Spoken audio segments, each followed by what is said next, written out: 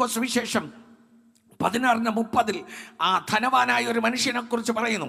ആ മനുഷ്യൻ പറയുന്നു, അയ്യോ, മരിച്ചവരിൽ നിന്ന് ഒരുത്തൻ പോയി പറഞ്ഞാൽ എൻ്റെ മാനസാന്തരപ്പെടാത്ത 5 സഹോദരന്മാരുണ്ട്. ഞാൻ മാനസാന്തരപ്പെടാതെ മരിച്ചതുകൊണ്ട് ഞാൻ ഈ യാതനാസ്ഥലത്ത് നരകത്തിൽ വന്നിരിക്കുന്നു.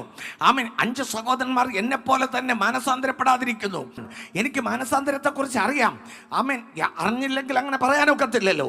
അവൻ അറിയാം, പക്ഷെ സഹോദരന്മാർക്ക് അറിയാം. പക്ഷെ അത് വരുമ്പോൾ കാണാം, വരുന്നിടത്ത് കാണാം എന്നാണ് ജീവിച്ചത്.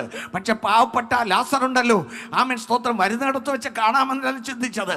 അവന് വീടില്ലെങ്കിലും, വസ്തുക്കളില്ലെങ്കിലും, സ്വന്തക്കാരില്ലെങ്കിലും, ബന്ധുക്കളില്ലെങ്കിലും, ആശ്രയിപ്പാൻ ആരുമില്ലെങ്കിലും, ആശ്വസിക്കാൻ ഒരു ഇടമില്ലെങ്കിലും അവൻ ഒരു കാര്യം അറിയാം, ഞാൻ മാനസാന്തരപ്പെട്ടു. ഹല്ലേലൂയ. എൻ്റെ ദേശം ഇവിടെയല്ല, ഇവിടെ ഞാൻ പരദേശിയാണ്. വേഗത്തിൽ എൻ്റെ ജീവിതം ഇവിടെ അവസാനിക്കും. ഉടൻ ഞാൻ എൻ്റെ സ്വന്തം നാട്ടിലേക്ക് പോകും എന്നൊരു വിശ്വാസം അവനുണ്ടായിരുന്നു. പക്ഷേ ധനവാൻ അങ്ങനെയല്ല. ഇനിയും വെട്ടിപ്പിടിക്കാൻ വഴി കിട്ടുമോ? ഇനിയും കൂട്ടിച്ചേർക്കാൻ വഴി കിട്ടുമോ?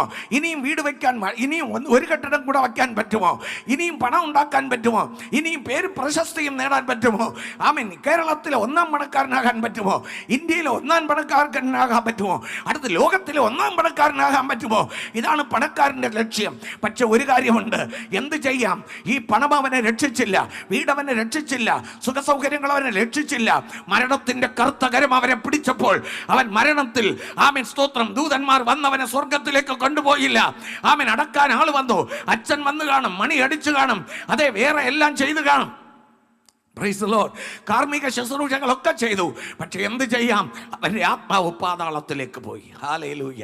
ഇപ്പോൾ അവൻ പറയുകയാണ്, എനിക്ക് 5 സഹോദരന്മാരുണ്ട്. ഈ മരിച്ചവരിൽ ഒരുത്തൻ പോയി പറഞ്ഞാൽ അവർ മാനസാന്തരപ്പെടും. സഹോദരങ്ങളെ, നിങ്ങൾ മാനസാന്തരപ്പെട്ടവരെങ്കിൽ, നിങ്ങളുടെ സഹോദരങ്ങൾ മാനസാന്തരപ്പെടാത്തവരെങ്കിൽ, മരിച്ച ശേഷം ആ ധനവാൻ പറഞ്ഞതുപോലെ വേദനപ്പെട്ടിട്ട് ഒരു കാര്യവുമില്ല.